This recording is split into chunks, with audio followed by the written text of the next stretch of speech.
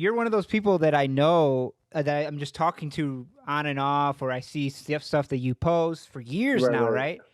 That's right. Um, the thing, I mean, you share a lot of the struggles of graduate program, going through your doctoral candidacy, and just the struggles of being. I mean, we can get into this right now. I mean, do you want to introduce yourself to everybody listening, watching? Yeah. My name is William Garcia-Medina.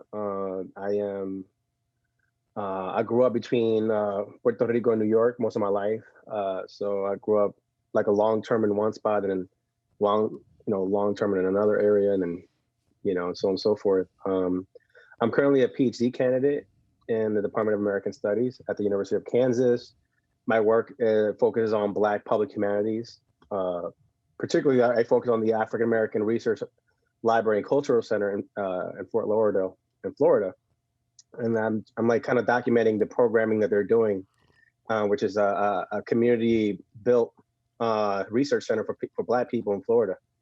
And it's an amazing story about how Black men and all the community came together to come up with amazing buildings. I feel like that's important to document, uh, and uh, and yeah, so I studied at the University of Puerto Rico. I have a bachelor's degree in European history with a focus on race and nation in Puerto Rico. I also have a master's degree in history from the University of Puerto Rico with a focus on hip hop and reggaeton in Cuba and Puerto Rico, which I have a chapter coming out finally after 10 years. I'm trying to get that kind of work published. Um, and I became a teacher in Austin, Texas, and then I sought to get more training because teaching is incredibly difficult. So I got another master's in curriculum and instruction at Teachers College Columbia. And then I ended up working with teens on 136th Street in Harlem behind the Schomburg Center for Black Culture, the County Conlon Library. And so, I've been working with public humanities circles and trying to like not just be like I'm trying to avoid a tenure track position, but if I can work with community and an institution, that'd be You're great. you're trying to avoid one, you said? I'm trying to avoid a tenure track position unless it's a teaching position where professors can get tenured by taking into account their commitment to the community. All the work that professors do um, is not being accounted for when they get tenured. You know what I mean? And so I'm trying to avoid the publish or perish system where it basically forces professors to not engage with communities and basically like pigeonholes them to like publishing,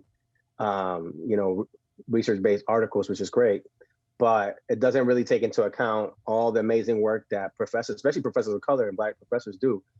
So there's a lot of professors who are challenging that, like the Afro-Latinas No Collective, and and I feel like these people should get tenure for that, right? It's not. We forget, well, what is the humanities, right? So it's about it's about engaging the public, but also being the public. You know what I mean? And so if Yeah. you're not getting tenure for those kind of things, then I don't want to be a part of that. I was just reading. I just read this summer the Afro-Latino reader, and Yeah. so it's badass that you just gave a shout out to the Schomburg Center. Um, and I think it's interesting, and they touch on this in the Afro-Latino reader, which I suggest everybody, Latino, Black Latino or not, right? Even Right. non-Latino, right, to give you a better sense of what does Latino mean, because I think if you're non-Latino, you think Latino means brown, probably half indigenous, half European, and if you're Latino, you probably think the same thing, right? So how many times are Afro Latinos left out of that definition? And I Yeah. think it's interesting that you going for African American humanities, right? And you're a proud Yeah. Afro Latino, not only Afro Latino, Afro Boricua, right? Um, That's right. and so the the thing that I was surprised to see in the Afro Latino reader, and kind of get your thoughts on this, is that there was this whole thing of like, well, are you Latino or Black, or are you Afro Latino, or some of like, I think Chomberg or other people identify. They're like, what's your relationship to the African American community, and they're like, no, I am African American. Somebody in Georgia said that. No, I am African American, right? He was Right. born in Puerto Rico or Cuba or somewhere, and he's like, no, Ah, but I am I African get it. American. I am Right, right, African right, right. American. So what is, I mean, and we're jumping into this because you wrote, I should say, a really great piece. Who is Negrito AX?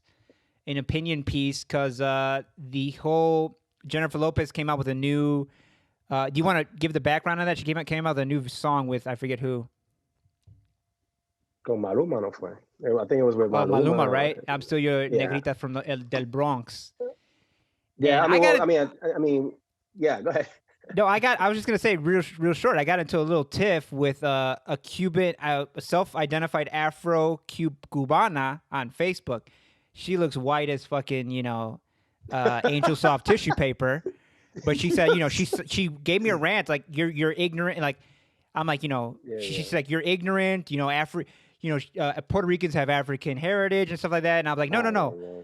I'm saying I know that, but is she negrita? Is she negrita? That's a different thing, right? It's the label versus your genetic or your heritage. There's like you said, you said in your piece, I can bet $1 million that she's never been called a negrita a day in her life. Right?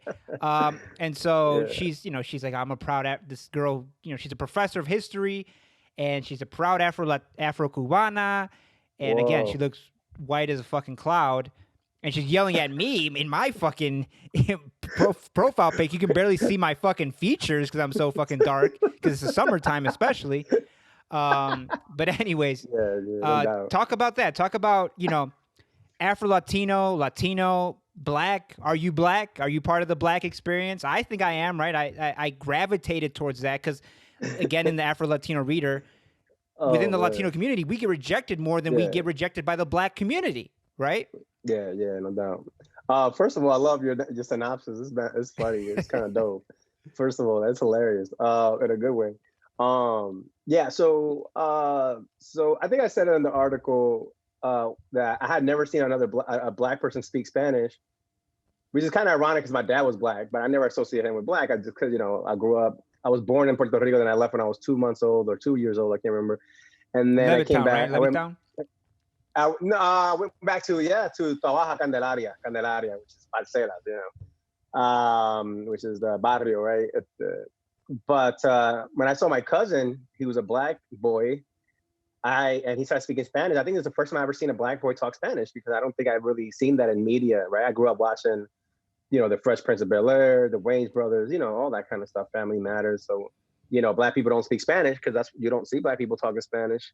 Even though my sister was Black and I was Black, but we didn't really see ourselves as Black because that's not what that's interesting. When did you first see yourself as Black? Because for me, I remember seeing Bill Cosby's himself, like 1983, a comedy special. And I was like, man, that looks like a young version of my dad. It looks like a young version of my grandfather, but I still didn't put it together. And then, it wasn't really until I'm ashamed to say it, like freshman year of college where I'm taking a Latino course. And they're talking about Roberto Clemente being a proud Afro-Latino, right? Yeah. And I'm like, oh, he looks like he could be my brother. He looks like he could be my dad, my uncle. Oh, does that mean I'm Black? And it just, there's this wall that it's like one of those Japanese, paper walls between Blackness and Latino-ness. And once you poke through that, you realize, there's no wall at all. What the fuck am I been thinking? I got a whole image right now. Right. Oh my God, this is amazing. Oh yeah, no, hold on. I just made a whole scene in my head. I'm like, I forgot my train of thought. But yeah, no. How did you? When did you first realize you were Black? I grew up. Yeah, well, so I grew up in a group homes in New York. I grew up as an orphan, right? I didn't have any family. I kind of left Puerto Rico when I was by myself when I was 14 because like I said, I grew up coming and going. What happened with your parents? You don't mind me asking, man. No, yeah, well, they were drug addicts. I was a drug addict, Puerto Rico, it was just tough. My dad came out of Vietnam. He came out doing drugs, and it was just kind of tough. You know how it is. recruiting soldiers to the war. My dad was a soldier. He came back. He was part of Chicago PD, crackhead, all that stuff. Yeah. That's what happened with, so he was pension for life and all that. But anyway, we were both drug addicts. We were sharing drugs, hard drugs with my dad. So anyway, I took a plane by myself to New York. I was 3 months in the street, and then my mom was, nowhere to be found.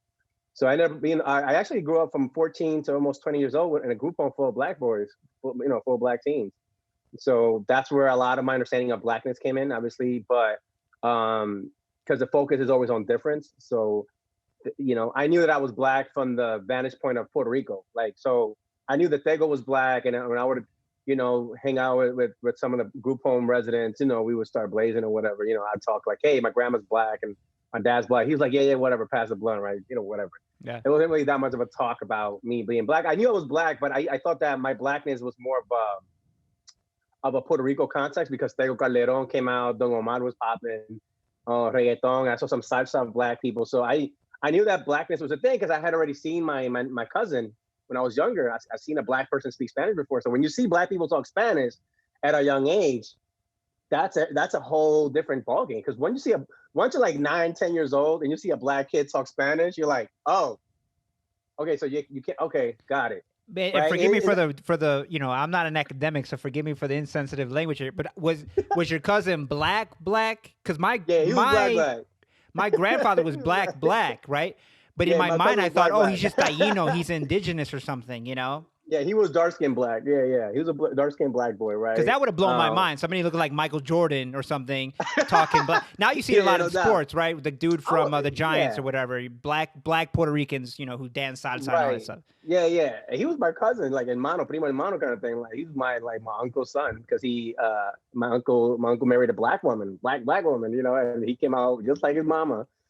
And so it was interesting, but I never associated my blackness with the United States. Mm. You know what I mean? Because it's not that I didn't know I was black. It's like I'm black. I was like, I'm kind of blackish, was something back home. But my blackness has nothing to do with the United States because back in the day we didn't have social media, so all we had was black entertainment. We had BET, and BET, like I said, going back to when I was a kid, they didn't show black people talking Spanish. So how are you supposed to? There's no textbooks about. I mean, we barely got an Arturo Schomburg picture book now, but. So what the Afro-Latino reader did, going back to your story around reading the Afro-Latino reader, was that the first time I read it, I read about Arturo Schomburg, kind of like you. I was in college already. I was in my 20s, and I was like pissed. I was pissed because I was like, you mean to tell me there was a black Puerto Rican who was part of the Harlem Renaissance, who was not only a part of the Harlem Renaissance, he was like a pioneer. Yeah. And you mean because in the group home we fought over who was black and who wasn't. It's an actual issue in our community, like who's black and who's not. I was saying Sam Cooke and the group home manager, Big Al, may he rest in peace. He kind of raised me. Not the Big L, right? Not the Big L from Brooklyn. No, Elvin Peak. His name was Elvin Peak. Big L, rest in peace. That one too. Yeah, Elvin Peak. He was like, yo, stop singing that. You're not black. Wow. But interestingly, in the group home, we had a staff who were Garifuna, black Honduran Garifunas, who would talk Spanish to me. My man Ben and his brother, we call him Biggie Smalls. He looked just like Biggie. And then the group home members, but then they wouldn't really say anything because Ben was black. So they were like, everyone was really confused, really. Like it was something that we all didn't really understand, right? Like you would have random fights between Dominicans and Haitians, and my Dominican homie was black too. Wow. Even though he would never call himself black. But there's all these issues that we didn't know why we were beefing or why is this happening, which is why, But the Afro-Latino reader is kind of dope because when you read the book, the first 2 chapters, you got Peter Wood and all these kind of Florida scholars talking about that places like Florida had black people for hundreds of years before the U.S. invasion of the 1820s. Yeah. So all these black folk, they've been in Florida speaking Spanish, all these black people. And then what happens is that when the U.S. invades, and a lot of people, black people in Florida were like, you read it. They were like moving back and forth from the Caribbean to Florida.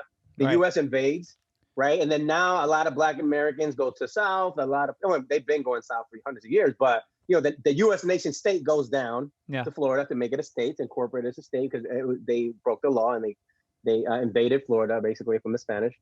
And then all those hundreds of years of black history erased, right? Black history starts again with the 13 colonies. No, I mean, it's a great point. It's kind of bizarre, bro. It's kind of because I mean, even and it's become new that the first, or it's been for a while. Like, the first black people in America were those 16 or 20 slaves brought by a Dutch ship to Jamestown in 1619. And we're slaves. Right. When black people first appear on the American scene, we're slaves. Yeah, but then you find out, Esteban el Negro was going around with cabeza de vaca. And he was the interpreter, and he was actually running the fucking show, right? Because they recruited him again, where he died, by fucking Indians. But black people were part of. Black people didn't come as slaves; they were even they were the conquistadors themselves, man. They were guiding, that's pilots right. and shit like that. But the important thing is, like, same thing with Louisiana. Louisiana had hundreds of years of Spanish and French influence, and then when the U.S. Purchases the 1803, only because the Haitian Revolution allowed them to do that, right? Only because a bunch of black people rose up. That's the only reason why the North Americans were able to buy Louisiana, right? Because the French were in a weak position. Right. I rarely see that point made, right? Had Haiti not had a revolution, the French wouldn't have gone bankrupt, and we wouldn't have this country, this continental country that we're so proud of. No. And here's the thing. Like, same thing they did in Florida. It's like once Louisiana, all these other states that are now, Louisiana was not Louisiana. Louisiana was a bunch of states. Right. That we all the way up to the Canadian border, all past Canada, right? It was top. It was up there. And so all that black history, again, same thing with Florida, eroded. Because black history has to start with the 13 colonies. It has to. Otherwise, you're not the United States. And so that's the issue. Because, there's a black man called Juan San Malo, who in the 1780s led a slave rebellion in Louisiana when it was still not part of the United States, and he was executed, he was killed. So that was in the 1780s. The United States purchases Louisiana in 1803 or whatever it is. So within that 30-year gap or whatever, the question is, does Juan San Malo, what happens to that black man's history? Is it African American history? Is it Louisiana history? Is it Afro-Latino history? Because that place, Louisiana was between the French and the Spanish, right? And so then that's what the issue is here. That's why I like with the Afro-Latino reader start with those two chapters where they're problematizing, as the academics call it, like what is black? What is Black American? What is Afro-Latino? And those two chapters are saying it's really not clear. Yeah, it's really not clear who's African American, who's Afro-Latino, because if you look at that history of the United States invading lands that already have black people in it, but then erases that history and starts with the 13 colonies, which is what the 1619 Project does, no offense. And then so basically what you have is like this combobulated, like a cut off history of that Caribbean relationship to Florida, that Caribbean relationship to New Orleans, that Caribbean relationship to California when they were Afro-Mestizos. And the last black governor of California was Pico, then before the U.S. invasion of California, right? Yeah, and then you had that's the other thing that the Afro-Latino reader says that, like, most of the northern territories were like 50%, 60% black or black mix. Like California was was settled by black people. So who's black? Yeah, I mean, and I'm from Chicago, and Chicago's official first resident is a black man, DuSable. And I didn't learn that until I was in my 20s, right? And you would think everybody in Chicago would know. We know the name DuSable in Chicago, but the story that he's black is never told. There's a lot of debates about like where he comes from and all that, but there's that. We do know some things, and I'm not a DuSable expert, but that. But so that for me it was interesting, and so so one thing that the book tries to do is shatter that division between United States and Latin America.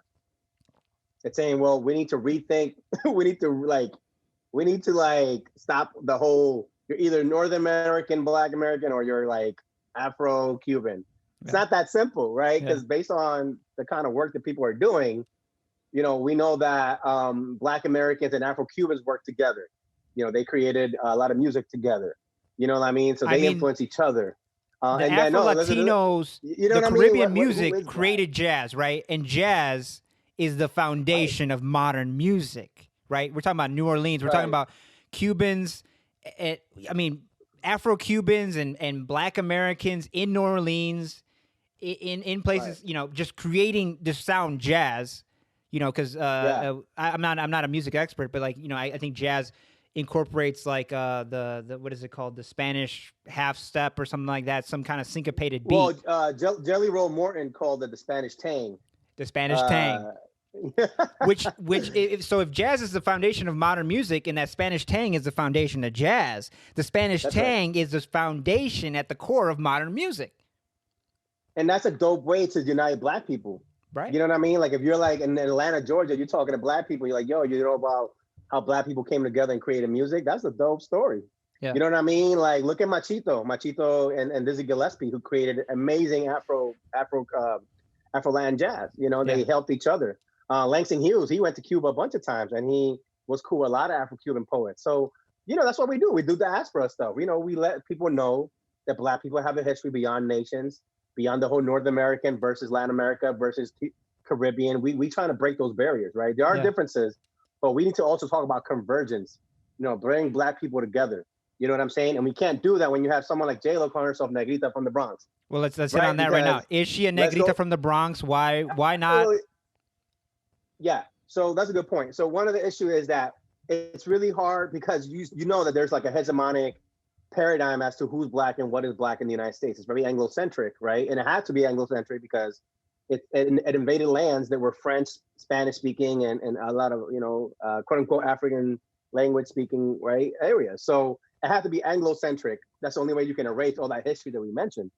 So Afro-Latinos and those, and remember the United States is invading the Latin America through the United Fruit Company, like expanding its markets, right? They manifest destiny, right?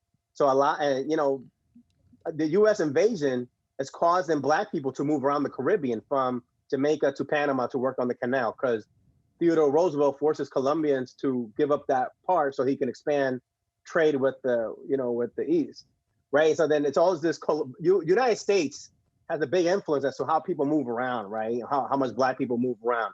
And we're trying to let that message know to other Black people who are not used to that history, And we can't do that when you have someone like J-Lo, who's not a Black woman, saying I'm a Negrita from the Bronx. Now, going back to the Negrita from the Bronx, the issue here, it's a little more complex because we have created difference. Like, oh, you're either Black or you're Latino or you're white or you're Native or you're Asian or you're Native, right? Whatever, you know what I mean? And saying, right. Categories. So then now we know that you can be white in Latin American, you can be Black in Latin American, you can be Asian in Latin American, you can be Native in Latin American, right? You can I know smart people who when it comes time to census time or when they have to fill out whatever their race is, they'll go to me because I've studied it. I have a degree in history from UIC nice. Concentration in ethnic studies in the United States, and they'll go to me. They're smart people, and they'll go to me. What am I? What should I put? White, Black, Indigenous? I'm like, that's crazy to me that you don't know what you are, but I understand why you don't know what you are. That you're confused by it. So let's talk about race real quick because that's the thing. Now, what happened was that in the 20th century, all these white elites and mestizo elites are fighting off against Spain, right? They're trying to get their independence from Spain. They're trying to push off the United States, who's trying to impose themselves. So they're trying to determine who they are as Latin Americans and all that. And so that's where the whole mestizo, the whole cosmic race myth of us being racially mixed comes from. Now, the interesting thing about race is that now we know that race, and they created this idea that we're all mix of African, Spanish, and Native, that there's no Black, there's no white, there's no Native, we're just all mixed. The problem with the term mix is that it's literally impossible because race has nothing to do with biology. Right. There's no biology. It has to do with biology, but it's not based on biological determinism. There's one species. There is one species. There are not. Yeah, human. No biologist or microbiologist who can say that there's an actual race strand in a DNA. It doesn't exist. Race, we know it's socially constructed. Humans have created that idea of race. So that's why it's funny when people take those genetic tests and they're like, "Oh, I have African blood." I'm like, "We all do, bruh. We come from Africa. Oh, I have Arab blood. We all do, man." That's not. Oh, this population has this population. African Americans are more likely to have whatever disease, which is so vitamin D deficiency or something like that, right? That's nothing to do with race. That's just biology. Right. So people don't know what race is. And so race is social. It's based on social relations, things that people make up. So when people say I have African blood, I'm like, that's impossible. Yeah. It's biologically impossible for you to have African blood because there's no such thing as African blood, bro. Yeah. Right. So, I have indigenous blood. I'm like, no, you don't, bro, because there's only one kind of blood. It's human blood. And a lot of times it's like woke white people who are like, oh, I have African blood. And then you try to explain to them, no, we all, then you try to, really awaken them and they don't get it. They're like, what do you mean we all come from Africa? You have two extremes. You have the oh my God, we're all just human, kumbaya, the whole humanist, Judeo-Christian, Western BS.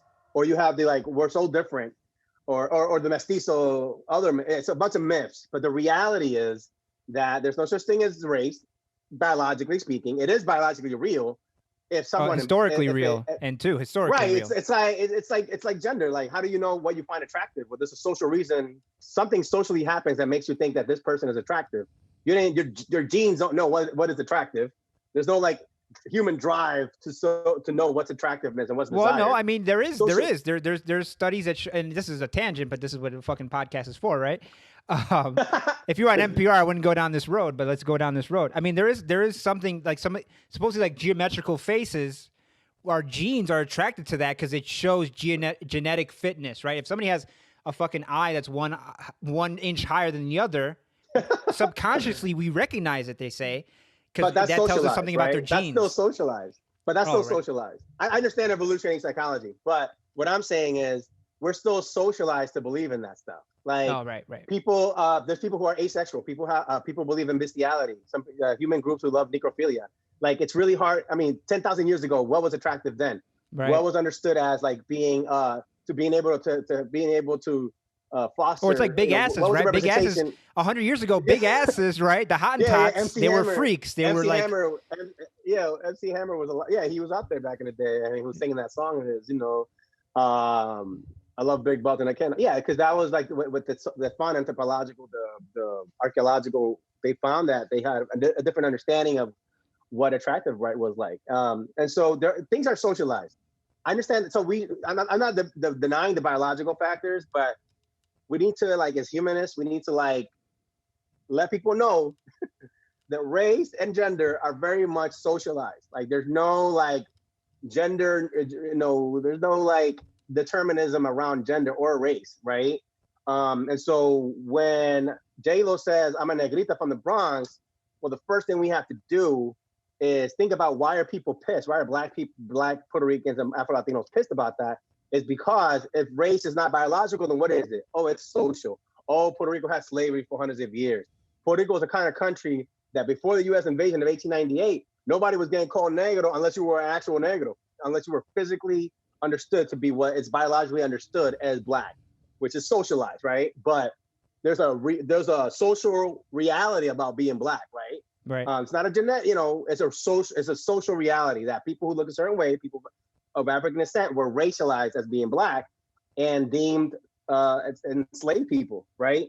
And so wasn't like Betances or Hostos' family, his dad had to get like a certificate from Spain to say that they're not Black, and that was like a big deal when his parents. One of those. I mean, is it Betances or Hostos? There's a lot of theories, and there's a lot of theories that people wish that you could purchase your whiteness. Gracias a sacar, which now has been kind of debunked, saying that all these gringo anthropologists who went to Puerto Rico had no actual basis for that, because a lot of these white Americans, they wanted to like distinguish between Puerto Rico and the United States. Like, there was this obsession, literally an obsession with distinguishing between Brazil and the United States. A lot of Black American scholars did it too. E. Franklin Fraser did it too. He went to Brazil and he reported to W. Du Bois. He's like, oh my God, race is different here. There's a racial paradise in Brazil. Everyone was obsessed with figuring out where is that racial democracy in Latin America that we don't have here on the Jim Crow. It was a big obsession in the 20th century, like 1900s. Like, and there's no such thing. There's no racial democracy in Latin America, right? And so that's what happened to me when I was in Puerto Rico, when I was in college, and I was older. Then I became more politically conscious of my Blackness when I went back to Puerto Rico when I was 20, when I left the group home and I went back to Puerto Rico. When I went to study at the University of Puerto Rico, and that's when I was working at Burger King and I was working at supermarkets. I'm an orphan. I don't have parents. I had to work 2 jobs to get through college, right? And so what's interesting thing is that, and this is the era before social media was a thing. There's no social media. So what that means is that when there's no social media, people who are racist are a lot more racist because they can get away with it a lot more. So I was in an era where Black folks were disenfranchised. Like, you're un negro complejado. You don't know what you're talking about. There's no such thing as Black, white. We're just all Puerto Rican. And I witnessed a lot of racist comments from students at the University of Puerto Rico and the Universidad Metropolitana de Bayamón, where I witnessed a lot of racist things. And I noticed, like, there's no Black people host in television. There's no Black professors. There's no Black people in power. There's no Black managers. Then my brain clicked. I was like, even before I read that Afro-Latino Reader, even before I even read anything about race and Black American history, I already knew something was up here. And so then I started looking myself in the mirror. I was like, wait, where do I fall in? I'm working class. I'm clearly working class. I'm clearly, from the hood. I'm clearly, come from a tough background. Then that must come. Does that come from you like you said, you're in your 20s, so you're beginning to chart your career, your life, right? And you're looking for role models, right? I want to be like that person. That's right. And then you don't see them. You're like, oh wait, where are they? No, Oh bro. fuck. Nope. Oh, I'm part of this. I'm part of this invisible people. What makes me invisible? What makes me invisible? That's right. That's right. Here's the thing. And then when I went to University of Puerto Rico, people say University of Puerto Rico looked like Germany, bro. I mean, I'm lying. It looked like Argentina at least. Damn. Yeah. Let me tell you, University of Puerto Rico has barely any black professors, barely any black students. Let's keep it real. Whoever says that's not true, you're lying. And here's the thing: you go outside of University of Puerto Rico in Rio Piedra by San Juan, and there's a bunch of black people in Rio Piedra because Rio Piedra is an area where there's black people, right? Because a lot of Italian people from the Caribbean migrated to Puerto Rico too. Right. So not all the black people that are Puerto Ricans that just come from enslavement, you know what I mean? Yeah. In Puerto Rico, a lot of black Caribbeans also migrated to Puerto Rico, which we need to emphasize, right? And so, I felt normal outside of the University of Puerto Rico. I looked like a lot of people, like at least my face looked, but once I went to University of Puerto Rico, everybody looking like Ricky Martin and all that. I was like, holy crap, this reminds me of the United States where there's a lot in Columbia University, where there's a lot of black people in Harlem. And then you go to Columbia, there's a lot of Koreans and white Americans, right?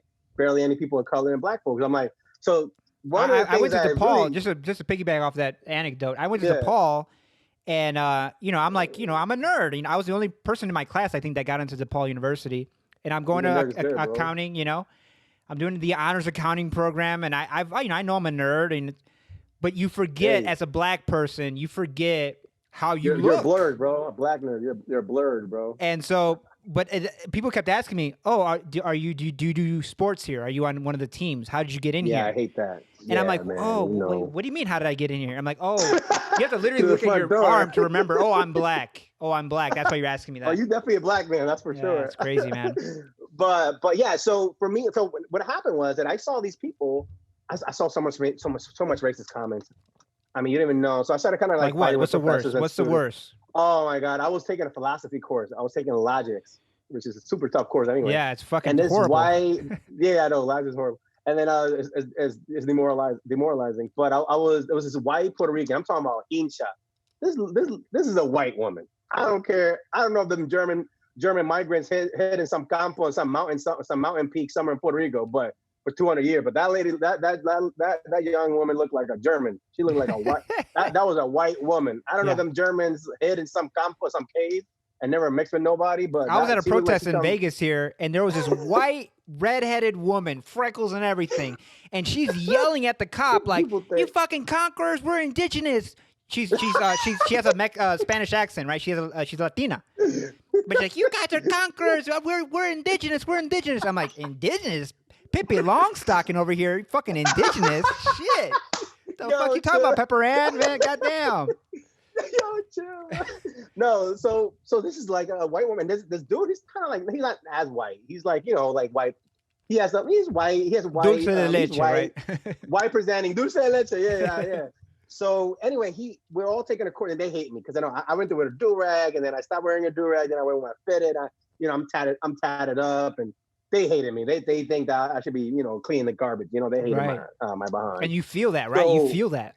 Oh God! If you're not black, you don't understand that you feel that. Like when people are like, "Oh, there's no racism." Come on, I feel it, bro. It's like a barometric pressure drop or something in a room. Dog, I live in Dallas right now, and I go to Planet Fitness, and I'm just in a room full of mestizos, and I feel like I have to apologize for the color of my skin. I'm like, should I be apologizing for having melanin? I'm sorry, but it is weird, bro. And they're not bad. They're not doing it on purpose. It's just like, you can feel that. Race makes us all fucking uncomfortable, especially in this country, but everywhere, right? It makes us all uncomfortable. Especially when you're not a modern subject. And obviously white is the modern subject. Anything that's not a modern subject, like white. You're the object, yeah.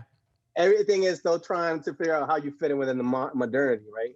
As a non-white subject. So it affects all of us, right? But anyway, going back to that story, the dude left his wallet on the table. So the redhead chick, she opens the wallet and she looks at a picture of a black woman. She's like, dude, who's this? And he's like, that's my mom. And she's like, dude, why is your mom so black? Why is your mom so black? And I swear to God, bro, I don't even believe in God too much, but I swear to God. Atheist here. We're fucked, man. We're Afro-Latino. We're atheists, man. We don't want to be accepted by nobody, man. Shit. So he says, what do you mean? Like, that's my mom, you know? I was like, damn, like, so another situation I was talking, you know, because I took French. I took a lot of French because I was like really following Black Martinican writers like, you know, Glissant, all these people. I want to like get in touch with Black Martinican, a lot of French speaking Black countries, you know what I'm saying? Like Congo. And I was really trying to learn. I mean, everyone else trying to speak French for the white folks. I was trying to learn French to connect more with Black folk in the Caribbean. But anyway, I was talking to this Black Caribbean woman, and this you know, white passing or white Latina, you know, white Puerto Rican. She was like, "I don't care. He's still ghetto to me." Like, says it right, looks at me and says it, and walks away. And I was like, "Damn, bro!" Like, so I even had professors when I was advocating for anti-Blackness, and professor says, I'm not going to say this person's name. He's definitely a white Puerto Rican professor. You know, he got his PhD at Temple and everything in history, and he was like, "Oh, well, if there's so much racism in Puerto Rico, how come there's no Black people complaining?"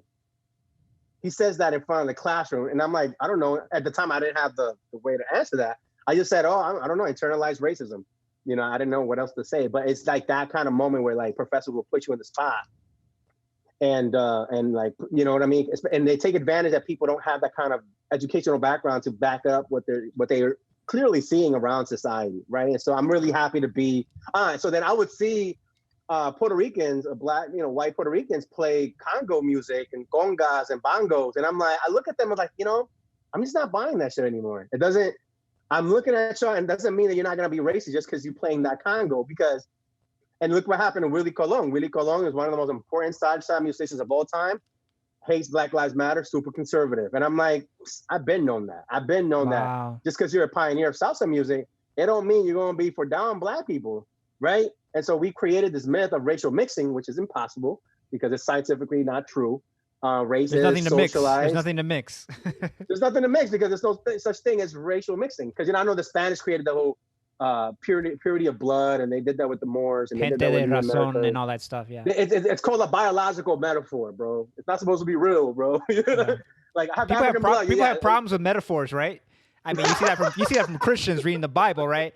Yeah, this is a metaphor. Yeah, this did not really happen. Blood. I'm like, white people can withstand cold because they got that white blood. I'm like, bro, that's impossible, bro. But you don't want to be like too kumbaya. Like, oh my God, we're all human. You also want to take into account the structural racism and take into account those things that we. You know, so what makes you personally affirm you find out you're Black, and now you're affirming it. Now you're like, I'm going to develop this, and I'm going to make sure that this consciousness is developed and shared. So it's so dope, you know, and like right now, like we're seeing what you saw, what happened in the movement in Puerto Rico. Like people were like, Colectiva Ile, they're doing like feminism, anti-Black racism. I mean, here's the thing with social media. People don't, when I was younger, I used to call Puerto Rico an anti-intellectual country. I don't say that anymore. But when I was younger, I used to say it because it was so bad. Puerto Rico was like, the racism was bad. The classism was bad. Like, I feel like we were laughing way too much at Chief El Vacilón, the laughing. And I'm like, man, I have faith in Puerto Ricans in Puerto Rico, but like, we could do better as a community, as a society. You know what I'm saying? And so, but there was no social media back then. So people don't know. And now with social media, people have found a voice, you know, people say, you know, we're tired of those professors that would tell us that there's no such thing as racism. And social media has allowed us to stand in solidarity with the Black Lives Matter movement in the United States. Black Colombians have faced against Mi Corta, the blackface. They protested against the blackface in Colombia. They had to impose civil rights legislation to allow Black people in Brazil to go to the Universidad de Brasilia. So Afro-Mexicans are finally being counted in the demographic in Mexico. So Afro-Mexicans are finally being recognized. Afro-Latinos are kind of somewhat being recognized in the United States, but you know, that's tricky with thinking about capitalism, neoliberalism, how we're going to be commodified. I mean, that's kind of scary to think about how we're going to be looked at in the future, but something we need to talk about, you know, but I'm super excited to be amongst a bunch of Afro-Latinas, especially Black women, Afro-Latinas, like holding it down. Like, it's super exciting right now. You know what I'm saying? And yeah, so anybody who doesn't know, Puerto Rico, everybody's just fed up, right, with the fucking system, with the corruption, and they what turnout was 51%, which for like 10, 20 years ago was at 80 something percent. A third of the voters voted for the parties besides the Popular Party and the what's the other one? The Progressive Party, right? Statehood only got 51%, but again, it was only 51% turnout. And I mean, is it safe to say that statehood in Puerto Rico is a white thing, right? Because if you're black, why would you want to join a racist country? Well, I think it's tricky because in the United States, a lot of Black Puerto Ricans will be pro-statehood because they come from marginalized working class backgrounds. So they kind of see being incorporated into the United States as a way for them to have to mobilize, right? To have social mobility. And so I've seen that a lot too. It really does depend. But I think I like what's important about your point is that we need to start looking at things from a Black perspective. Yeah. Right. You're saying what does the status look like for Black people? That's a fantastic rumination that you bring up a really good point. It's like, how do things look like from a Black perspective? And that's kind of what we're doing in Puerto Rico and in the diaspora out here in the United States. And I've had Latino academic friends and stuff like saying, you talk about the civil rights movement, or you quote Baldwin too much. You quote, we're Latinos, we're different. Our situation is different. Oh, Maria. And maybe because I'm an Afro-Latino, so they don't know, like, if you're on that line, you realize, no, we're not different. I mean, and there's plenty to learn from Black people. I mean, we are Black. I am Black. I was listening. Let me interrupt you. I was listening to a podcast, and this white woman called Lauren Bastide. She has this podcast called La Poudre, like gunpowder. It's cool. And this guy called Paul Preciado, he's a dope writer. He's like a trans Spanish writer, and he's dope, by the way. And he was in the podcast saying that they're doing the same thing to French people in France, saying, "Oh, but those race issues are not part of. That's a United States issue. That's not part of a France issue." And obviously, France has had a colonial issue with Black people for hundreds of years, right? Especially coming from the Caribbean, coming from the African continent. So that little game that white people be doing, saying, "Oh, that's a U.S. issue. That's not our issue." That's not just Puerto Rico. That's not just Latin America. They do that. They do that nonsense. It's human everywhere. Nature, man. It's human nature. Us versus them to judge a book by its cover. Well, they just use the whole United States thing in order to like minimize the issues that are really happening locally. Right. You know what I mean? To minimize the history, Puerto Rico's own history. This is why in the article, when I wrote "Who is the Negrito?" I said we know very little of Black history in Puerto Rico. For us, Black history starts in 1898 after slavery is abolished, right? And so it's very convenient. Very convenient, by the way. But when I look into the archives and I look at like Puerto Rican news, you know what I mean? It's like, oh, we're looking for this mulatto who escaped slavery, that's what I said. It's like that would be bizarre to live in a Puerto Rico where you would just flip through the newspaper and just see like, yeah, we're looking for this Negro. His name was Miguel. He has a white shirt and he has brown pants. You know what I mean? Yeah. Or you would like have a horse carriage driving around seeing Black people enslaved, and it's like what did you think Puerto Rico was like? Right. You know what I mean? There's a lot of nuance. I mean, you brought up today Barbosa, right? You brought up that there should be a movie, a biopic on his life, and I mean, I get why he was born when there was still slavery, right?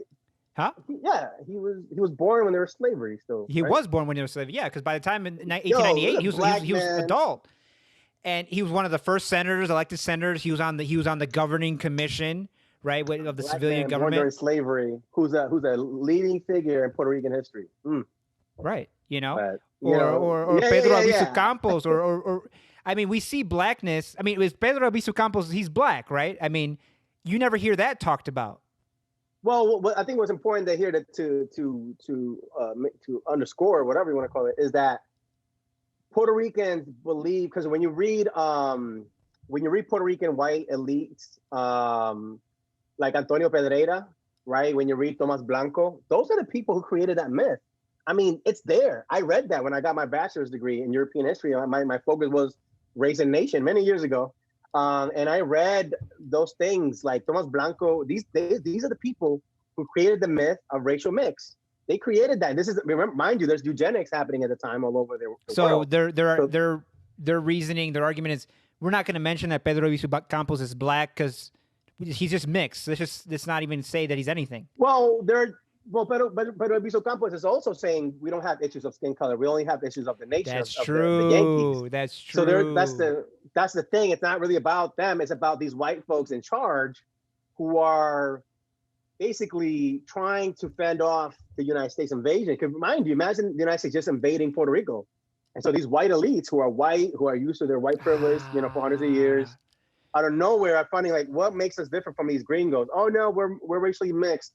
But when you look at the subtext of what they're writing, it's like it's always mixed towards whitening. Because remember, whitening is an actual process imposed on Black people. Like, oh, you have to improve the race. Why is your how are you Puerto Rican? Let me like you have to have your white mom. I have to have my white mama's picture for you to believe I'm Puerto Rican, right? Wow. So how come I keep getting called Dominican? Oh, that's because I don't look like my mama, right? But if I look like my dad, and now I'm not Puerto Rican, right? So it's like mixing, but it's really about whiteness, racial getting whiteness. closer to whiteness. So, mixing to whiteness, right? And so those mind you, there were laws put in place to like make sure that Black people didn't have positions of power. So what these white elites did, they created this racial mixing nonsense in order to like find their own Puerto Rican identity at the expense of Black people. Yeah. Without taking into account slavery, without taking into account the light of Black immigrants who migrated from the Caribbean, without taking into account the disrepair and the disenfranchisement of Black people, right? If we just became La Nación, the great Puerto Rican family, la gran familia puertorriqueña, at the expense of really thinking about everyone ain't Puerto Rican in the same way, right? Everyone ain't the same thing. And so everyone's not American in the same way, right? like J-Lo has never faced racial discrimination in Puerto Rico. J-Lo has never faced racial discrimination in the Bronx, at least by other Puerto Ricans. Would we know J-Lo's name if she was a negrita, right? Here's the thing. Black people, they face racial discrimination in Puerto Rico. Black Puerto Ricans, who she says she is, a Black woman in Puerto Rico is going to face a lot of issues for her gender, for her race, in Puerto Rico and in the Bronx by Puerto Ricans themselves. When people say Latinos, oh, but I'm not white here in the United States because I face racial discrimination. I'm sorry, but the United States is not one spot. Yes, it's institutional, but institutional racism doesn't work uniformly everywhere. Yeah, it's not like McDonald's. You don't get the same service all around the fucking world. Yeah, like if you look like Ricky Martin, are you going to face racial discrimination in the Bronx by Puerto Ricans or Dominicans? No. Are you going to face racial discrimination at a Planet Fitness? I mean, now let's get into some fun country because I got some shit to say, right? I mean, right, Ricky Martin, would he be as beloved if he was a Black Puerto Rican, right? Oh, he wouldn't even be a thing. He wouldn't even be mentioned. Afro-Latinas are getting their due. Great, it's awesome. But I noticed that Afro-Latinos men are still invisible. Just like Latinas in general are getting their due.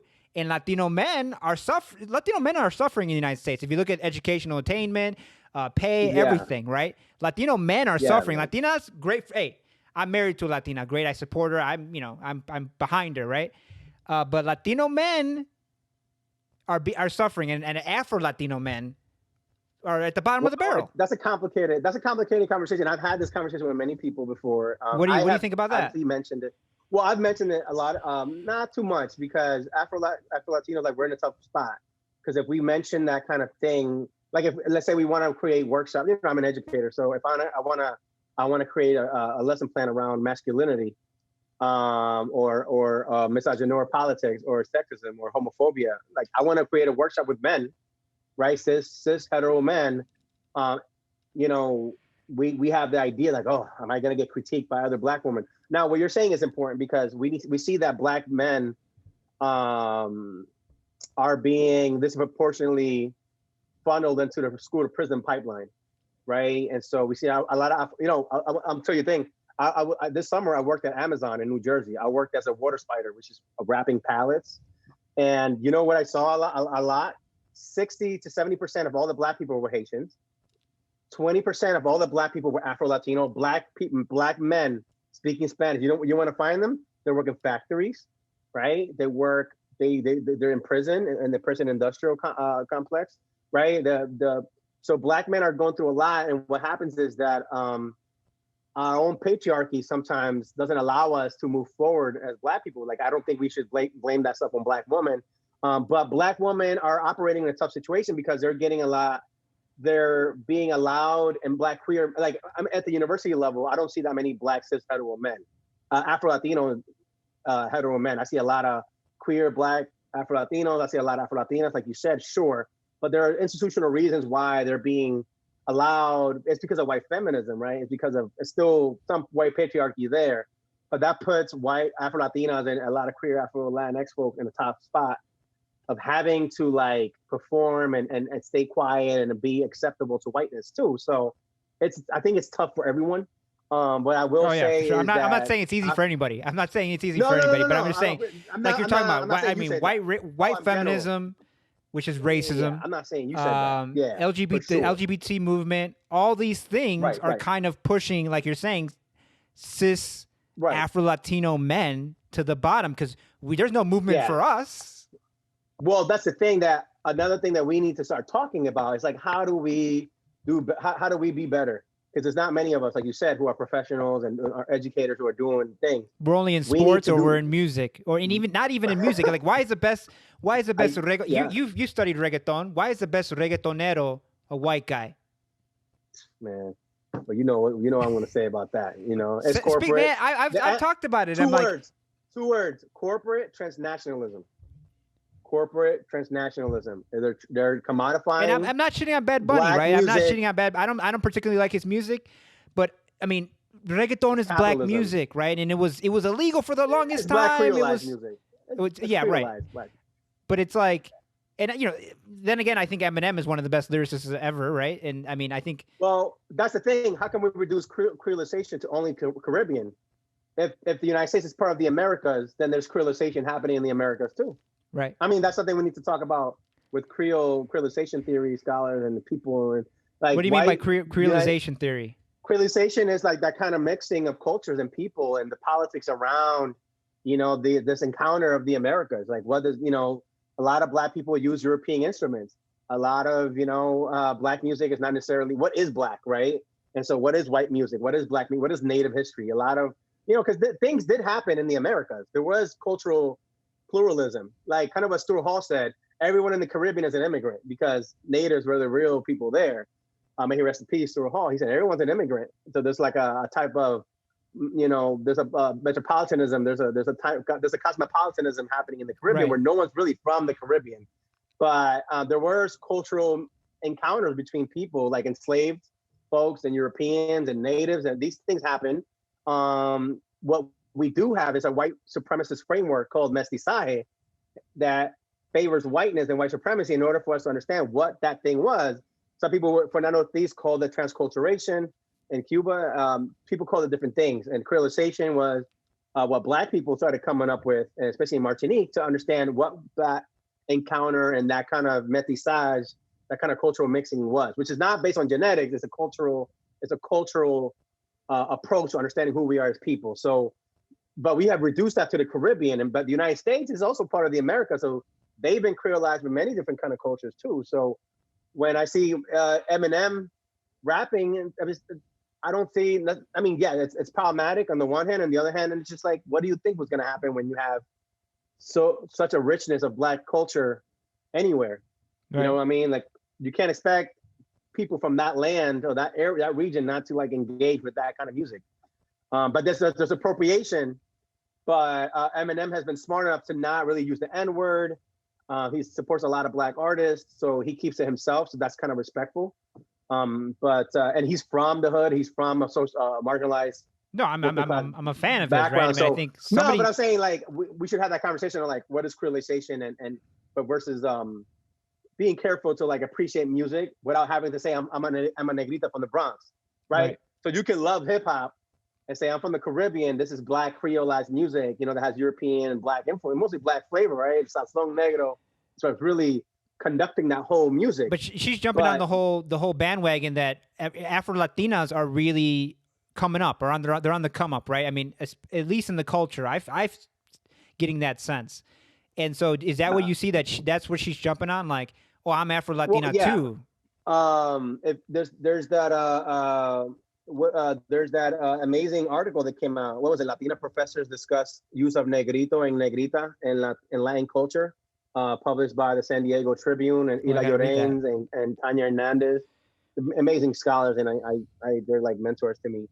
And yeah, they were talking about that they're, because there's a kind of market for Black Lives Matter or like La Vida Negra Well, that's such an Importa, ugly thing to say, but it's so true. There's a and J market Lo's for it. capitalizing off that kind of suffering of Black folks. And I love Dr. Ila Llorens and Dr. Tanya Hernandez, and also Cite Black Woman, right? When they're coming up with brilliant ideas like that, we need to cite them. But yeah, they did that, right? I mean, their analysis was dope because they were like, yo, like this is a non-Black woman, J Lo, who's saying I'm a negrita from the Bronx behind a cell, a jail cell, when we know that Black and brown folks, especially Black people, the Jim Crow, Jane Crow, there's Juan Crow and Jane Crow, but come on now, like you should be respectful. Like, why even put that in a video?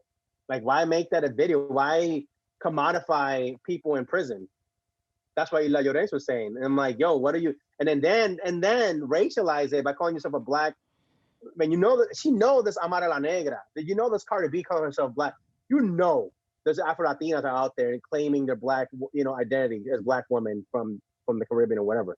You know what I mean? Like, so for you to call yourself a negrita, Behind prison bars, like man, we're that's not gonna deep, put up with man. that. That's deep, man. We need to change that narrative because the whole like, oh my God, Wep, I'm playing Congos. I'm like, nah, bro, that don't mean they ain't gonna be anti-Black. Willie Colon proved that. Oh, I'm a negrita from the Bronx. I'm like, nah, bro, race ain't real, and you need to stop calling yourself that because negro should be used for Black people. If Black people want to call themselves the negritos, let Black people come up with whatever they want to call themselves. But we're changing the game. We are like forcing Puerto Ricans and other people's like, we're not playing this game anymore. I'm sorry, Latinos can be white.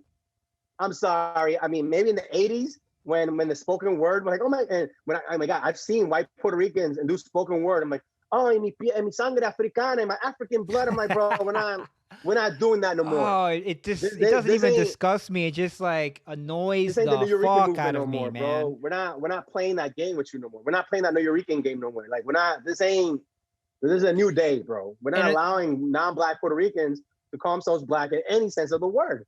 We have politicized we're both Puerto Rican, so people. let's ostracize ourselves right now because I'm gonna say like, why is fucking J-Lo idolized? I just saw this argument on Facebook yesterday, and to my mind, one, if Selena had never died, she would never got that movie. She's not a good singer. And what has she done? What has she done for Puerto Rican women? Let's see. She shows off her huge ass. I went to go see her in Vegas, right? And she's like, wasn't that great? Britney Spears had a better show. My wife had to admit it. And she's just showing off her ass. She's like, I know you guys came to see my booty. This was like last year. She shows off her ass. She's half naked all the time. She can't even sing. What has she done to change the narrative of Puerto Rican women in this country? Nothing. Well, Sonia Sotomayor is a way better, has a way better effect on Puerto Rican women in this country. What has J-Lo done? Now every white person or Black person thinks that every Puerto Rican woman is a J-Lo, that they're just going to be half naked and half huge asses and whatever. That's my little rant. I recommend this podcast called Mixtape. Andres Incapié and Melissa Villodas. I mean, I was there for a little bit in the podcast, but a lot of other brilliant scholars in that room were talking about J-Lo. I mean, that I think they were saying that that if it's a light skin or white big booty, then it's idolized. But if it's a Black woman's booty, then it's disgusting, right? The Kardashians, right? Well, because we know that, like I said before, and I'm gonna sound mad academic, and I'm sorry, but biology. This is what my homie told me, and I love what he said. But I mean, well, he gave me biology is not just based on biological determinism. Like the human body is not the European conception of body. So that's what I'm saying. Like body is not just about an object. The body is not just an anatomical object. That's what I meant to say. Because the body is also based on subjectivities and how it's interpreted by human beings. This is what I was saying before. And so when you have a white booty, it's exoticized. Sure, she's racialized. Sure, but it's still white supremacist and it's still based on the whole white proximity, right? Because she has a nice big white booty. But if it's a big Black booty, then that's disgusting, or that's like, oh yeah, I would hit that and quit it, or I'll hit that once. Like, oh yeah, I'll do a one-nighter. Right. I had a good friend of mine when I was growing up in New York. He's like, oh, black women's say private parts look like an armpit, right? So black women's bodies have been ridiculed for a long time. And I grew up with Puerto Ricans who would never want to have sex with a black woman or even be involved with a black woman, right, because they thought they were disgusting. Right. And mestizos do that too sometimes. They don't want to fuck with black people, because they're like, oh, they're disgusting, like you know what I mean? And so that's the only reason she's famous for her booties, because she's not black. Yeah, I mean, I agree. That's really it. Literally, I agree. And people are going to get so mad. They're going to say, well, she's talented and she grinds. Yes, she grinds. Oh, yeah. Everybody I respect the grind. She's a great dancer. She's a great dancer, right? The Fly Girl, she's a great dancer, right? Oh, yeah, she's hardcore. But like I said, I have some people have been saying that she's been claiming to be Negrita for a long time. And so because she grew up with black people and she's collaborated with black people, she's had sex with black people. And then Pilar Llorens in that same piece, the Latina professor discussed use of Negrito piece. Pilar Llorens was like, just because you hang out with black people don't make you black. And that goes back to the old Puerto Rican saying, when Puerto Ricans are getting stopped by the cops, and the cops was like saying, don't move, N-word. And the Puerto Ricans like, oh, we ain't N-word, we're Puerto Rican. And the cops are like, I don't care what kind of N-word you are. You know what I mean? It's like, that was the old Puerto Rican saying of the 80s, where it's like, oh, we're all black and we're all Puerto Rican, but we're black. And they're like, and big pun used to use the N-word. And I use it sometimes with my homies in New York and in Bronx. Well, I'm going to drop it right now because it's part of the anecdote that we're talking about. Like when I was in school, I grew up for a time with black people, and then I grew up with Russian, Polish immigrants, my Mexican friends. I had different cliques. Too, yeah. I grew up in Staten Island. I grew up a lot of different cliques, right? Yeah, and so I came into the high school. It was high school's passing period, and our fucking where it's called the foyer. This is in the suburbs, right? And it was segregated, right? De facto segregated. Black people hung out here, Asians hung out here, Mexicans hung out here, white people hung out there. So I go up to my black friends, and I'm really close with two of the girls and one of the guys, but I'm not really close with the rest of them. And I'm over there like, yeah, nigga this, nigga that, yeah, nigga please, nigga. And one of the guys, shout out, we're friends now, right? We're friends now. But at the time, he's like, hey, man, you can't say that. I'm like, what do you mean, man? I looked at my skin, and it just so happened it was August, right, or September, so I was still dark as hell, and I was darker than him. And I go, motherfucker, I'm darker than you. And that settled it, but he didn't like it, right? And I still there's people in my family now saying, why are you claiming blackness? My grandma, she's not going to see this. She's not on social media, so she's not going to fucking get doxxed or anything. But my grandma's like, mijo, you're not black. You're proud Honduran. She's Honduran. Proud Honduran, blah, blah, blah. I'm like, dude, what do you mean I'm not black? If you don't see that I'm black, then I don't think you can really love me. Oh, I love when people say, no, bro, say, tú no eres tan negro. You're not so black. Right. I'm like, I'm not so black? Yeah. So like, what does that even mean when you tell someone, oh, you're not so black? Like, oh, thank God. Like, what do you think my reaction is going to be? I have people close to me saying, you're not black. So black. I was so close to being black. I'm not full-blown black. Thank God. Like, what do you think my reaction is going to be? Yeah. Like, they're saying that like that's a compliment. Like, you're not so black. No, because when they see me claiming my blackness, they think like I'm doing myself a disservice, right? Oh, don't say that about yourself. Don't say that about yourself. You're not so black. Why are you so depressed? Why are you beating up on yourself, man? I'm like, I'm not beating up on myself. I am black. That's a good thing. I like it. Be a stand-up. It's nothing. It should be a stand-up. This is funny, bro. But I'm for real, right? Like, don't say that about yourself, man. I was going to say that, going back to what I've said before, Afro-Latinos and Black Americans, and we're seeing a lot of Black nativism in the United States from Black immigrants. I'm voting for Trump, or like Black Americans, like, oh, you Black immigrants need to go with the ADOS movement. So these are tough times, right? I mean, politically speaking, Black politics is very fragmented between, you have Black queer activists, we have Black and disability studies, you have Black immigrants, you have Black Americans who are kind of doing what they've done, what many do is like try to stick to citizenship and get their reparations and do, and sometimes they will vote against other disenfranchised groups, and then Black immigrants do it too. Latinos do it too. You know what I'm saying? Like marginalized folks, right? We will, to attain citizenship and to maintain that political power that we have, we will start kicking other people, get out of here. This is my citizenship. Right. So like I said, we need Afro-Latinx folks and Black Americans and Caribbean and African. We need to bring Black people together. by emphasizing those amazing stories that we were talking about earlier, of like how Black people have such a beautiful shared history beyond difference, but convergence as well, right? Of that shared history that the Afro-Latino reader did so well. Right. And that is already hard as heck to do because corporate transnationalism and capitalism commodifies Black American culture and Black diasporic culture and makes it into Black American culture. Like all the Caribbean influence of hip hop, no one would even know the Caribbean influence of hip hop and how Black Americans influence Jamaican music with Rocksteady and all that. Nobody would know these things of our connections because capitalism doesn't care. Capitalism just wants to make money. Well, capitalism relies on racism, right? It has to divide us. And difference and stable categories, right? And traditions, right? They're toxic to create profit.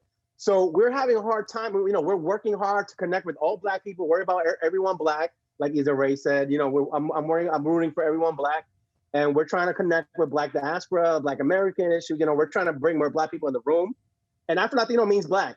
Let's be clear. Afro-Latino means Black. Like, I have some mestizos who will mess with me. And they're like, yo, bro, this William is mad pro-Black. I'm like, bro, what did you think I was going to advocate for? Like, they think they hear the word Afro-Latino. They're like, oh, that's Black light. I'm like, nah, bro. Like, Afro-Latino means I'm going to advocate for all Black people. Like, what did you think was going to happen when you brought me to this table? If I'm in a group with 16 people and I see a bunch of mestizos and white people, and I don't see a Black person in that table, what do you think I'm going to do? I'm like, where are the Black people at? Right. I don't care if they're Black American or Cambodian, Senegalese. We need Black people in this room right now. We need a Black woman. We need Black people with disability. We need Black queer people. We need Black migrants. We need Black, something. You know what I mean? Like Black. And so we can't do that when you have people like J-Lo who's still relying on like outdated, oh my God, we're all mixed racially, which is impossible, ideas on racial mixing as being part, like Blackness is always an extension to Puerto Ricanness. You know, Blackness is an extension to the 13 colonies. Blackness is an extension to something. I'm like, nah, Blackness, let's make Blackness an extension for Black people first. You know what I'm saying? So I'm tired of y'all like, oh my God, we're all mixed. I'm gonna play this Congo. You say Negrita, I'm Black in the inside. I'm like, bro, I don't even know what that means, and I don't even care. Like, Blackness on is Instagram for Black the other people. day, I saw, there's this bomba performance on Instagram Live, and it was a white woman, bro. She was white. She was wearing white, and her skin matched the thing she was wearing, right? And I'm like, dude, and she's Puerto Rican, and I'm like, out of all the bomba dancers in Puerto Rico, do you think this woman is the best bomba dancer? But that's the thing. That's how they get us. They get us with the culture stuff. They're like, oh, but we're all Puerto Rican. And bomba is an extension of Puerto Rican. El acervo cultural de la nación, el patrimonio cultural is part of the heritage of the country.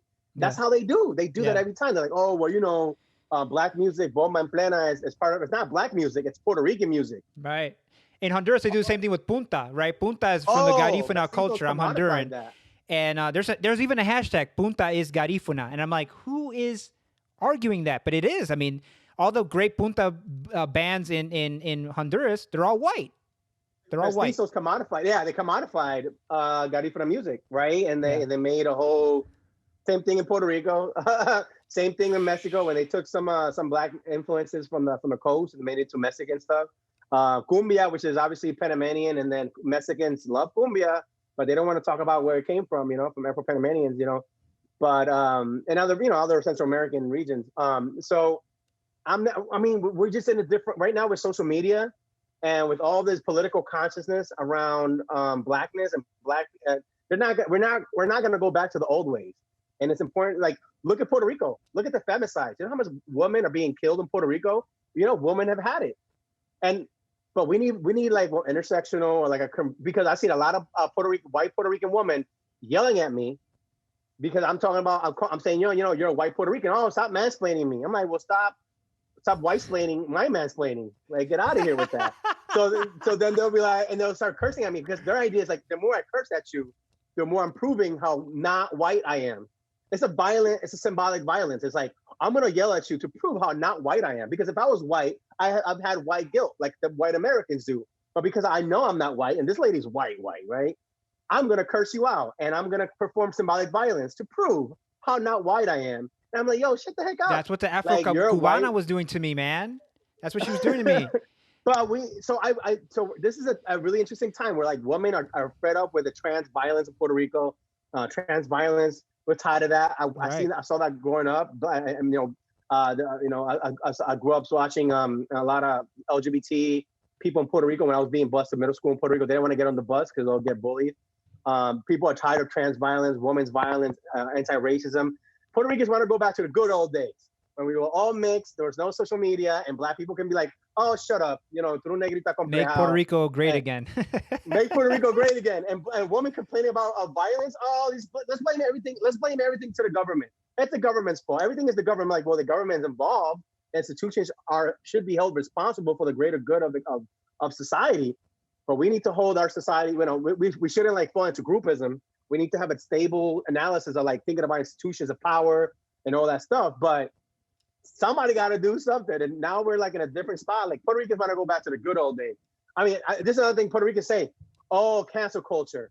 I love it. And a lot of Puerto Ricans that I know that migrated to Texas, because I'm in Texas now. I met a lot of Puerto Ricans who are middle class white, who have bachelor's degree, which is very different from the Puerto Ricans who migrated to New York who, in the early 1900s were working class and they have high school diploma. These white Puerto Ricans have, bachelor's degree and master's degree, right?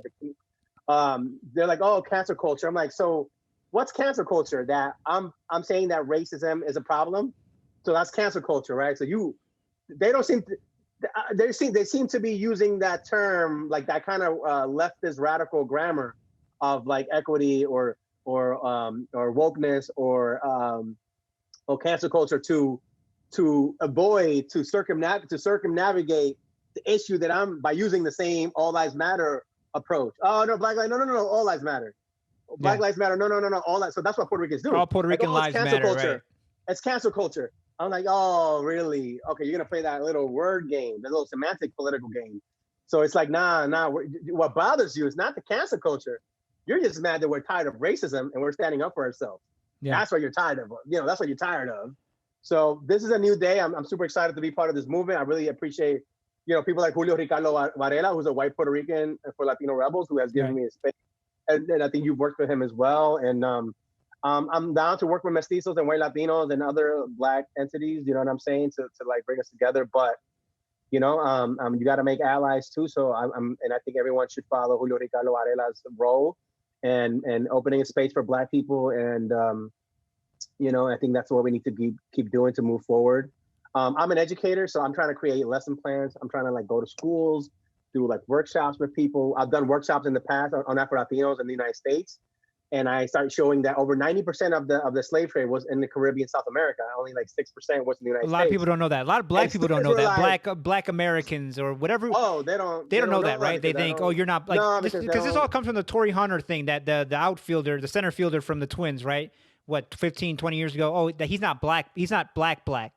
Not knowing that most of the slaves went to Latin America, Caribbean. Yeah, well, that's the thing, that Black Americans, this is going to sound really unfamous. Black Americans also have a lot to learn, because Black Americans are used to being the only Black people in the room.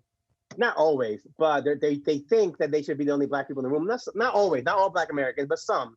And so it's hard for them to, they're the center of the universe. They can go to Netflix and watch something. They can watch Lovecraft Country and see their history revealed through neoliberal capitalism, right? They can see the common, and that's to divide them. So. I mean, that goes back to Haiti, right? The revolution. What's going on in Haiti has nothing to do with you here in Georgia or South Carolina, right? Yeah. Okay. Right. Yeah. That's right. But capitalism is not going to do that. So we as educators, people who have podcasts, people who are doing content media, right? We have to like reach we need to reach people, not to educate people, but break bread with people. Yeah. You know exactly. What I mean? Education is not, I want to hear the community's perspective too. Like, I'm not going to agree with you on everything because it's hard to connect with the community because y'all want to reinforce some toxic BS, you know what I'm saying? But we still make the space to come together and talk, you know what I mean? And right. And influence the younger populations, create workshops in schools. I think the articles are great. But at the end of the day, like, we need to get into school. That's why I'm trying to learn about museums. Right now, I'm doing an internship at the Dallas Museum of Art. I'm the McDermott intern for school and youth program because I'm trying to learn how to create programming, right? An environment that's very white and mestizo. And I'm like, nah, bro, like, I want to like teach mestizo kids that there's Black people in Mexico, there's Black people in Honduras. And I want to teach, Black Dominican kids in the Heights that there's mestizo people too. And then they have interesting history like Zapata and whatever the heck, you know what I mean? Right. So we need to go out there and educate, but we need to politicize for political reasons, right? We need to educate them so we can politicize the future generation because we ain't gonna be here forever.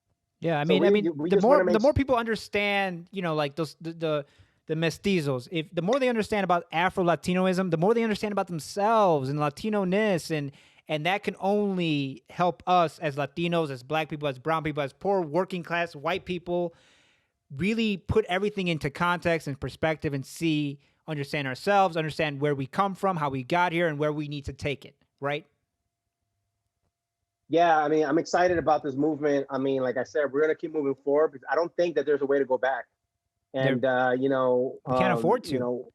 Well, we can't, and it's not gonna happen because we already have some kind of structure. We have some kind of political power, and that's coming from the ground up, like your podcast, grassroots, right? People creating programming from the ground up, people creating things like Latino Rebels creating, and so we need more Afro-Latinx ground up grassroots coalition. We need to always again team up with other Black people. We need to see the worth in our unity.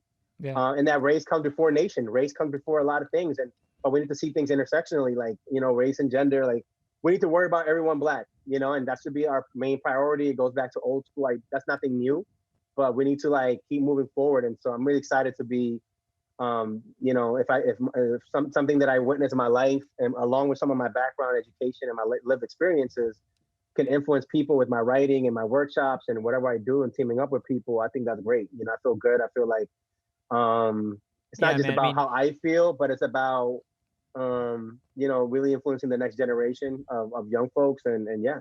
You really are, man. I think that's why I've been following your work and your social media posts and your writings on Latino Rebels, because you really are trying to be that force for a wider consciousness, a greater consciousness that we didn't have when we were kids. Right now there's there's Afro Puerto Rican kids who want to do what you're doing, and they have you as a role model, right? They can point to you and say that's you're blazing a trail, man. Let people know, what you got in the works, what you're working on, what you want to work on, where they can find you on social media. Yeah, you can find me in social media. You can find me in Afro-Latino Ed on Twitter, Afro-Latino Ed, and Instagram. You can find me in Afro-Latino.education. Obviously in Facebook, William Garcia-Medina, if I kind of know you from someone, but I don't really take it, what's the rule with that? I mean, I think we have 5 mutual friends, and it depends on who the mutual friends are, then I'll accept you, but I won't accept any. Some people I have 2 mutual friends, and I don't even know those 2 mutual friends. How am I friends with them? Yeah, you gotta be careful, Yeah. But yeah, you can find me definitely in Instagram, Afro-Latino.education. You can find me in Afro-Latino Ed and Twitter.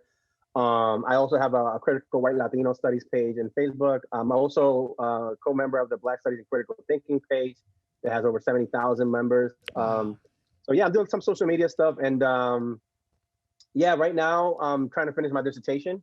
I'm trying to finish my PhD, but what is it on? I mean, you're working on it now? I'm trying to finish up. Yeah, my EBD. I'm trying to, I've been interviewing Black museum library workers. Oh, right. And trying to see how they understand community in Florida, because like I said, Florida has a very particular history that predates the 1619. There's a lot of history there and a lot of different kind of Black people in that room. In Florida, there's a lot of, Haitians and Black Americans and Jamaicans. I love that story in the Afro-Latino reader. The guy, I forget his name. You'll know it. He's from, he grew up in Ybor City, and then he goes to DC. Emilio Grillo? Yeah. And then he goes to DC, and he's at Dunbar High School, and he's, it's an all-Black high school, right? And he's the class president, and he's sitting straight up front and center, this Afro-Cuban, person. It's amazing. It's amazing. Yeah, we need to teach people that. Yeah. I'm trying to finish my dissertation, but I'm also right now, like I said, getting trained into creating. I'm trying to work in public institutions. Work with like white mestizos and educators that maybe they're kind of stuck on difference, and I'm like, oh no, let's talk about convergence. Like let's talk about equity in ways that include and that. So I'm trying to create a lot of Afro-Latinx curriculums in schools and public institutions. Right now, I'm working with Unidos US. We're creating the first Afro-Latinx toolkit. So we need to get into a realm of education. We need to get into public institutions. We need to obtain political power. We need to kind of team up with allies. And so that's where I see myself doing. Working with institutions, with people, and institutions, and creating our own communities and moving forward in that way. Yeah, I mean, it really makes me happy, satisfied, relieved to know that there's people like you moving in those circles, really trying to get that information, that knowledge out there. And so I want to thank you for the work you do. Thank you for coming on, man. I'm going to have you back on, obviously, because we could have talked about a lot of things, huh? Right? I appreciate you, man. I appreciate you. No, you're hilarious, man. This is a great time. I appreciate you too, man. Have a good weekend. Right, this will be out. The audio will be out later today. The video will be out Sunday, but it'll probably be up on Latino Rebels Monday. But I'll send you the links. And all that word? Stuff. Yeah, that's cool. All right, brother.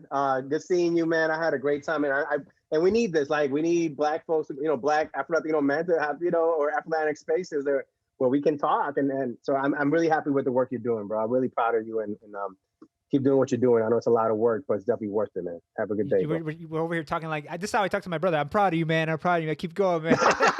Keep going, man. And Caribbean people, and we'll say like 10 times. Like, yeah, bro, I'm proud of you. Like, bro, you just said that. I was like, yeah, but I'm still proud of you. It needs to be reinforced, man. It needs to be reinforced, man. I'm proud of you, man. That's right. Have a good weekend, bro. Take it easy. You too, brother.